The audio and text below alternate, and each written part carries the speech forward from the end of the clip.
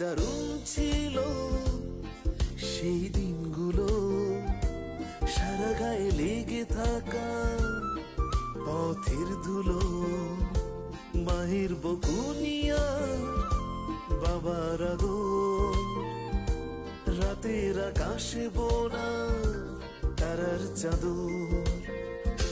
কোথায় হারালো আজ সেই শৈশব, মায়ের মাখানো ভাতে প্রিয় অনুভব।